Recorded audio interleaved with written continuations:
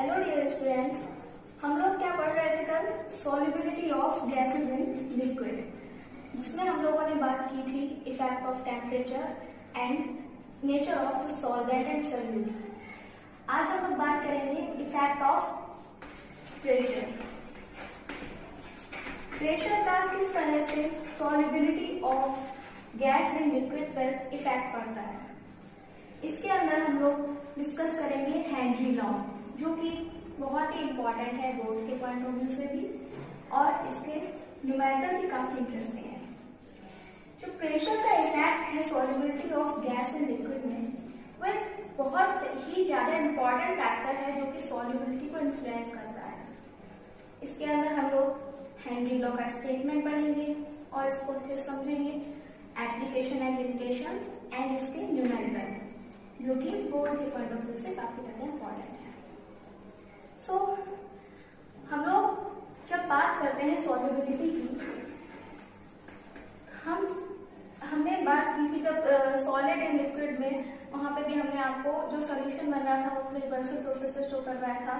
यहाँ पे हम लोग देखेंगे gas plus liquid reversible arrow solution.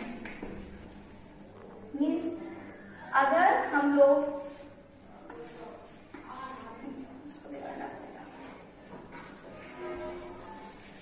बात देखते हैं, पहले इसका स्टेटमेंट पढ़ लेते हैं, उसके बाद इसको बताते हैं। According to the Henry law क्या बोलता है? Solubility of gases in liquid is directly proportional to the pressure of the gas present over the surface of the liquid.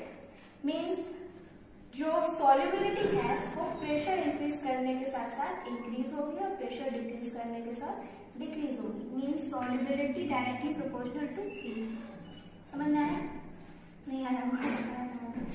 ठीक है, तो यहाँ पे सॉल्युबिलिटी को हम इस लॉ को अलग अलग स्टेटमेंट है। एक बार डाल्टन और हेनरी को जब कंबाइन करके पढ़ेंगे तो मोल फ्रैक्शन के टर्म में पढ़ेंगे। तो यहाँ पे जो दिमाग में रखने वाली बात इंपॉर्टेंट है वो ये है कि हमें जो न्यूमेरिकल सॉल्व करने हैं वहां पे कौन सा फॉर्मूला अप्लाई करना है।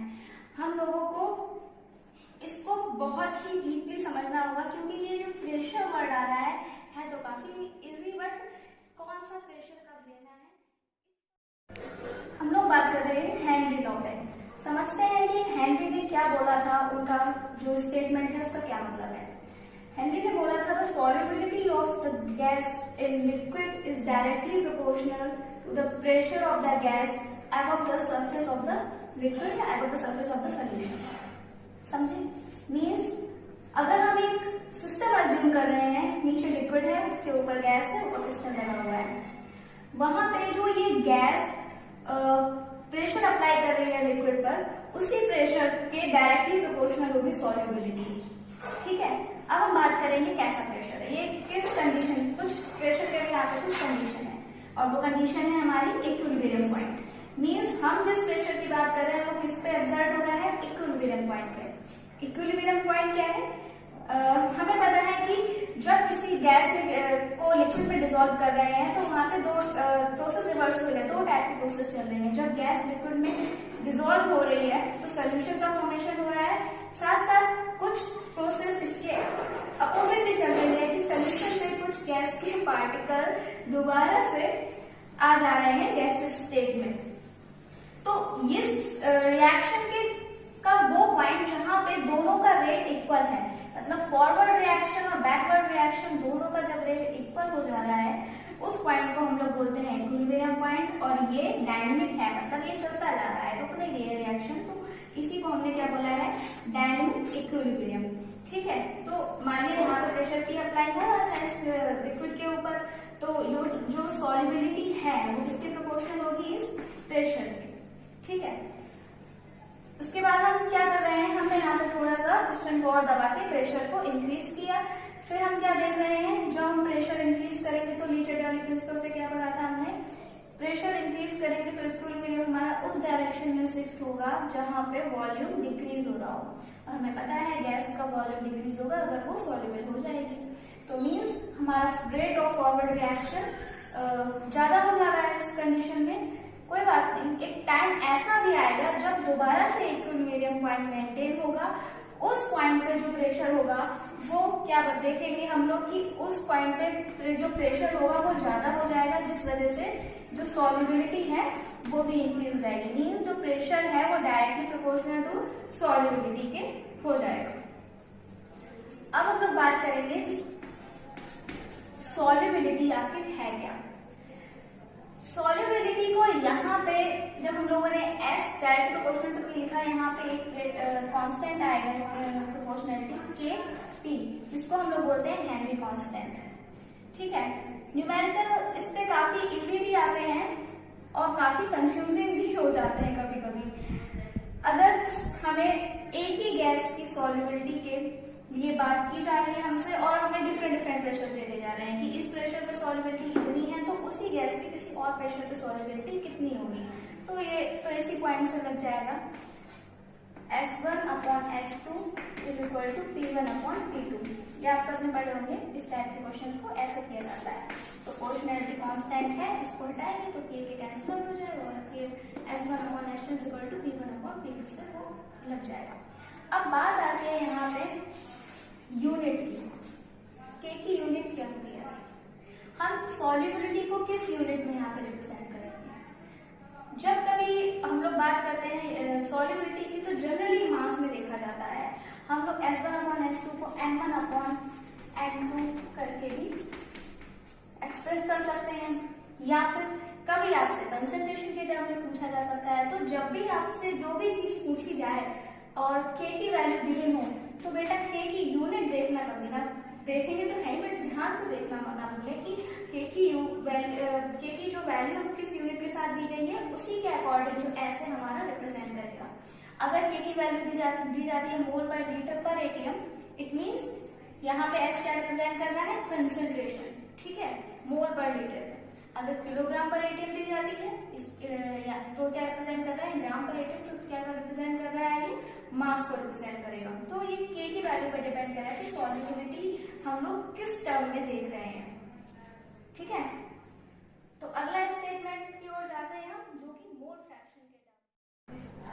चलो अब एक न्यूमेरिकल देखते हैं, जो भी हमने बात की इस पे। इसमें पूछा गया है calculate the concentration of CO2 in a soft drink that is bottled at partial pressure of CO2 at 4 atm।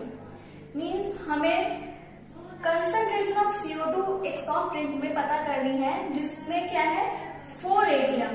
यहाँ पार्शियल प्रेशर का मतलब आप लोग समझ रहे हैं कि नहीं। हम लोग ने जो अभी पहले प्रॉब्लम या पहले जो चीज डिस्कस की थी, हमने लिक्विड बनाया था, ऊपर से गैस बनाई थी, तो इस वाले सेक्शन में केवल और केवल गैस थी, तो जो टोटल प्रेशर एक्सर्ट हो रहा है वो गैस की वजह से ही हो रहा है।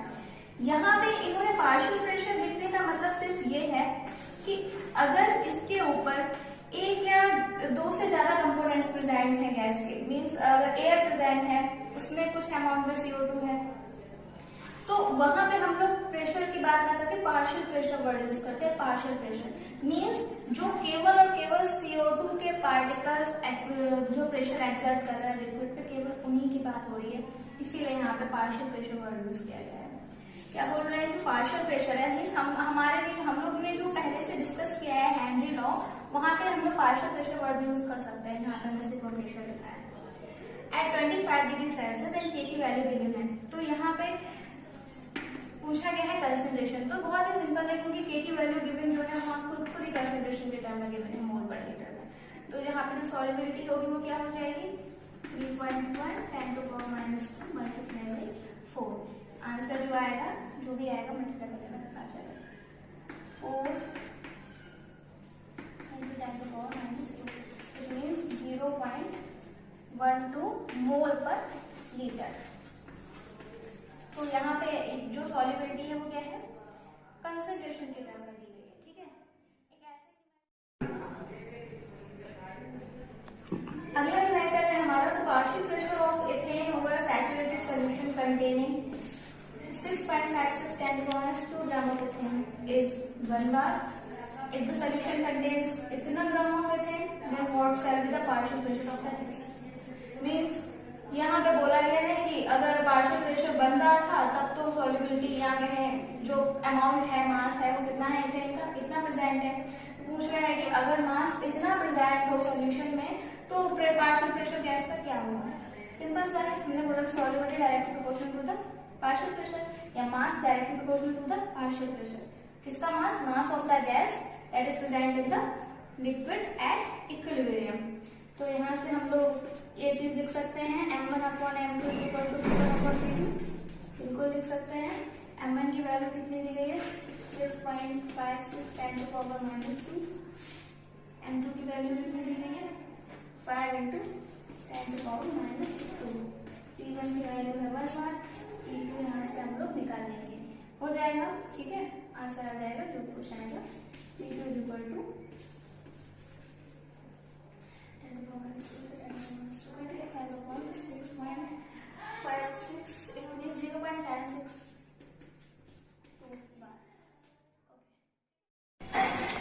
जिस समय हेनरी ने जो अपना लॉ दिया था solubility directly proportional to the partial pressure, उसी समय डाल्टन जी ने भी सॉल्युबिलिटी पर प्रेशर का जो इफेक्ट है उसको अलग टर्म में रिप्रेजेंट किया, यानी उसके लिए अलग स्टेटमेंट किया, जहां पे उन्होंने सॉल्युबिलिटी का मेजरमेंट किया मोल फ्रैक्शन के टर्म में। उन्होंने क्या बोला कि अगर किसी लिक्विड में किसी गैस को डिसॉल्व किया जाता है तो जो मोल फ्रैक्शन ऑफ द गैस है, कोई सी भी गैस ले लें, O2 ले लें, N2 ले लें, जो मोल fraction of gas in liquid है वो डायरेक्टली प्रोपोर्शनल होगा partial pressure of that gas. Means अगर हम यहाँ पे एक मिक्सचर ले रहे हैं किसी बहुत सारी गैसेस का, जैसे P2 भी है, N2 भी है, अलग अलग टाइप की हमने गैसेस ले रखी हैं, और हमें बात करनी है किसी पर्टिकुलर गैस की कि उसमें इसकी सॉल्युबिलिटी क्या है, तो उन्होंने बताया कि जो मोल फ्रैक्शन ऑफ गैस है, मीन्स अगर यहाँ पे O2 है और कोई गैस ले ली हमने N2 लेता है।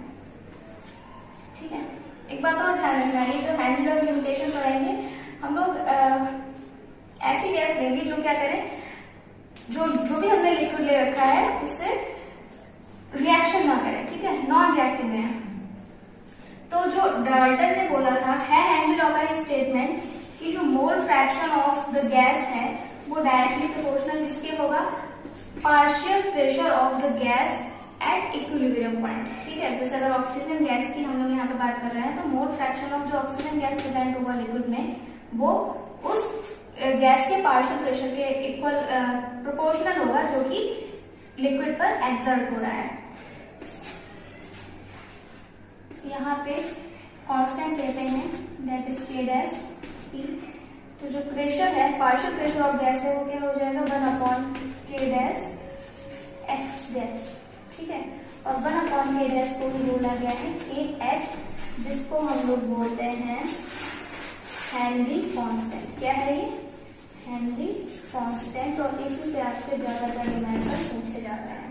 ठीक है, यहाँ से हमें साफ साफ दिख रहा है अगर हम किसी पर्टिकुलर प्रेशर की बात करें तो मोल फ्रैक्शन जितना ज्यादा होगा सॉल्युबिलिटी उतनी ही ज्यादा होगी। तो अगर किसी का मोल फ्रैक्शन ज्यादा हो रहा है तो उसके लिए KH की वैल्यू कितनी होगी? लो होगी। Means higher the value of KH lower the solubility of the gas in the liquid. ठीक है, और दूसरी बात KH की वैल्यू है जो टेम्परेचर बढ़ने के साथ बढ़ेगी कि घटेगी, ये आप लोग कैसे बताएंगे? अभी हमने बोला कि KH की वैल्यू जितनी ज्यादा होगी सॉल्युबिलिटी उतनी ही कम होगी, और हमें पता है कि जो हम लोग टेम्परेचर इंक्रीज करते हैं तो सॉल्युबिलिटी क्या होती है? डिक्रीज होती है। मीन्स टेम्परेचर बढ़ाने पर KH की वैल्यू इंक्रीज करेगी। और टेम्परेचर से रिलेटेड ये क्वेश्चन पूछा जाता है कि जो एक्वाटिक एनिमल है वो ज्यादा कंफर्टेबल रहते हैं in warm water than in cold water. नहीं, कोल्ड वाटर में ज्यादा कंफर्टेबल रहते हैं than in warm water. Reason पूछा जाता है, तो रीजन क्या होगा कि जो कोल्ड वाटर है उसमें सॉल्युबिलिटी जो होगी ऑक्सीजन की वो कैसी होगी? ज्यादा होगी, जबकि वार्म वाटर में सॉल्युबिलिटी डिक्रीज कर जाएगी, जिस वजह से एक्वाटिक एनिमल ठंडे पानी में ज्यादा कंफर्टेबल फील करते हैं than in warm water. Okay, तो ये तो टेम्परेचर से रिलेटेड कुछ क्वेश्चन है, देख लीजिए आपको, और कुछ डाउट हो तो पूछिए, बाकी प्रेशर की भी बात करेंगे अभी। तो इतना समझ में आया कि जो प्रेशर है वो किसके इक्वल है? Pressure is equal to KH into mole fraction of that gas. और हेनरी लॉ की वैल्यू जितनी ज्यादा KH की हेनरी कांस्टेंट की वैल्यू जितनी ज्यादा होगी सॉल्युबिलिटी उतनी ही कम होगी। तो अब इस पे एक रिमाइंडर दे देते हैं, बाकी एप्लीकेशन। अब हम लोग बात करेंगे लिमिटेशन ऑफ हेनरी लॉ। ऐसे कौन से पॉइंट है जहां पर हेनरी लॉ को स्ट्रिक्टली फॉलो नहीं करता है या नहीं हो सकता है। तो सबसे पहला पॉइंट है कि pressure is not too high, pressure जो है वो ज्यादा हाई नहीं होना चाहिए। एंड सेकंड पॉइंट है टेम्परेचर को ज्यादा लो नहीं होना चाहिए। इन कंडीशन में हेनरी लॉ फॉलो नहीं होगा। एंड नेक्स्ट कंडीशन है the gas does not combine with solvent, gas जो है वो सॉल्वेंट से कंबाइन नहीं होनी चाहिए। कैसे? जैसे अगर हम लोग अमोनिया गैस वाटर में डिजोल्व करते हैं तो NH4OH बनाता है। ये कंडीशन फेवरेबल नहीं है हेनरी लॉ के लिए, यहाँ पे हेनरी लॉ फॉलो नहीं होगा। इसी तरह से अगर हम लोग CO2 को वाटर में डिजोल्व करते हैं तो H2CO3 बन जाता है। तो ये कुछ कंडीशन है, ये कुछ लिमिटेशन है जहाँ पे हेनरी लॉ स्ट्रिक्टली फॉलो नहीं होता है। नेक्स्ट और इम्पोर्टेंट पॉइंट है जो इसमें देखा गया है कि जो ऑक्सीजन है वो वाटर में स्पायरली सॉल्युबल होती है, बट इन ब्लड ये एबनॉर्मली इसकी सॉल्युबिलिटी ब्लड में हाई होती है। इसका रीजन है कि ब्लड में प्रेजेंट होता है हीमोग्लोबिन, हीमोग्लोबिन ऑक्सीजन के साथ इवेंचुअली रिएक्ट करके HbO2 का ओवरफ्लो का फॉर्मेशन करके बनाता है, जो कि फिर टिश्यूज तक पहुंचता है और मेटाबॉलिज्म में यूज होता है। ठीक है, तो ये कुछ पॉइंट हैं, ये कुछ लिमिटेशन है जो हेनरी लॉ इस जगह पर काम नहीं करता है। अब बात करते हैं एप्लीकेशन की।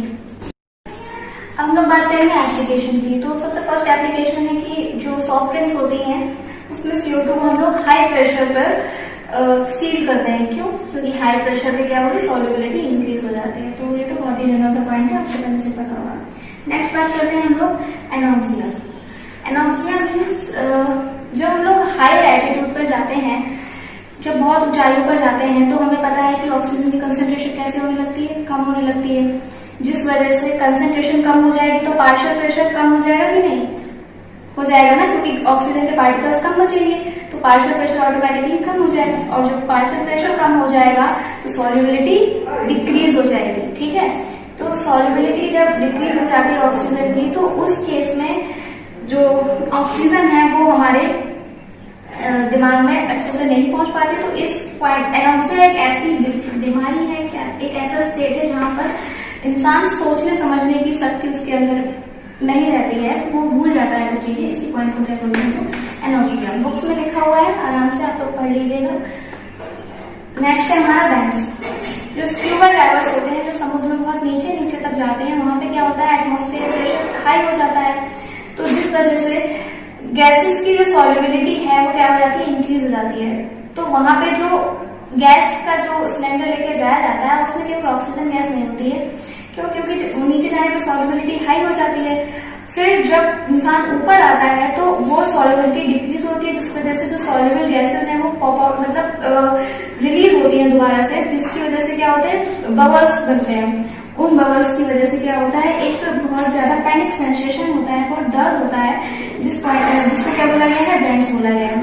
तो क्वेश्चन ये पूछा जाता है कि स्क्यूबा डाइवर्स जब नीचे जाते हैं समुद्र में तो वो क्या क्या चीजें उनके जो फिलिंग होती है, जो भी उनका गैस वाला टैंक होता है उसमें कौन कौन सी गैस कितने % में होती है। तो वहां पे ज्यादातर गैस हम लोग देखेंगे नाइट्रोजन, हीलियम का मिक्सचर और ऑक्सीजन का मिक्सचर लेकर जाया जाता है, क्योंकि ये कुछ ऐसी गैसेस हैं जिनकी सॉल्युबिलिटी कैसी होती है, कम होती है। तो ऐसी गैस का सिर्फ और सिर्फ ऑक्सीजन ही नहीं, सब नाइट्रोजन एंड ऐसी गैस लेके जाएंगे।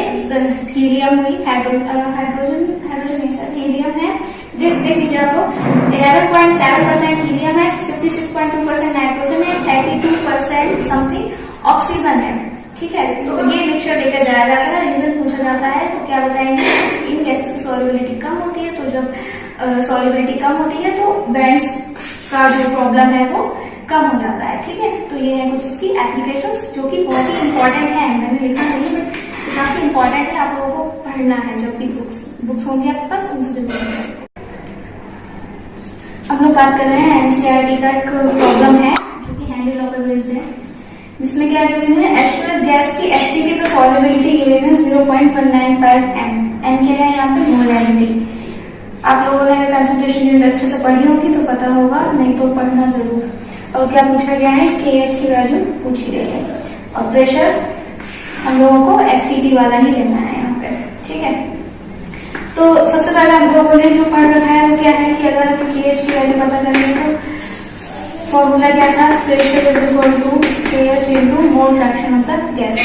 ठीक, KH इज इक्वल टू क्या हो जाएगा, partial pressure upon mole fraction. Means हम लोगों को क्या क्या चीजें पता करनी है यहाँ पे, partial pressure of the gas and the mole fraction. Pressure तो हम लोग ये वाला यूज करेंगे एसटीपी वाला, और बात करते हैं मोल फ्रैक्शन की। इससे मोल फ्रैक्शन कैसे निकाला जाएगा, अगर आप लोगों को मोलैलिटी की डेफिनेशन याद हो तो क्या थी वो, मोलैलिटी क्या है, number of moles present in 1000 gram of solvent और 1 किलोग्राम ऑफ सॉल्वेंट। मीन्स यहाँ पे जो सॉल्वेंट प्रेजेंट है वो कितना है, 1 किलोग्राम।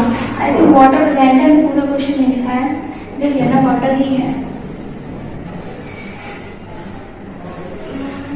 हाँ, H2S वाटर में सॉल्वेंट दी जा रही है, तो कितना है सॉल्वेंट यहाँ पे, 1 किलोग्राम है, मीन्स 1000 ग्राम। जब सॉल्वेंट का मास गिवन है तो number of moles of solvent या फिर number of moles of water कैसे निकाले जाएंगे, मास ऑफ द, अगर किसी चीज की मोलैलिटी 1 है, इसका क्या मतलब हुआ कि 1 मोल प्रेजेंट है 1000 ग्राम ऑफ सॉल्वेंट में, तो उसी हिसाब से अगर किसी चीज की मोलैलिटी 0.195 है, इसका मतलब है कि 1000 ग्राम वाटर में इतने मोल इसके प्रेजेंट है H2S गैस के।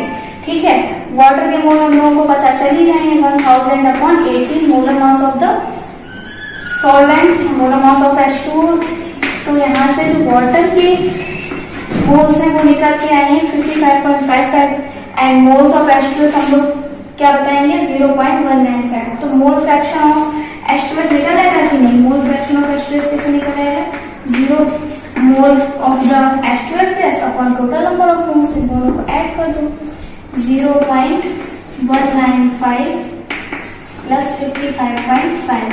इसको आप सॉल्व कर लेंगे, P की वैल्यू STP की वैल्यू रख देंगे, STP पे हम लोग P की वैल्यू क्या ले रहे हैं यहाँ पे 0.987 बार, और जो यहाँ पे इसकी वैल्यू है इस पर आप पुट कर देंगे, जो KH की वैल्यू है वही हमारा आंसर हो जाएगा। और KH का यूनिट ना भूलें, जब हम लोग ये वाला फॉर्मूला यूज कर रहे हैं, KH की वैल्यू जब भी हेनरी लॉ का यूनिट पूछा जाए, क्योंकि मोल फ्रैक्शन की कोई यूनिट नहीं होती है, तो KH यूनिट क्या होगी, जो कि प्रेशर की यूनिट होती है, तो KH की वैल्यू आंसर आ जाएगा हमारा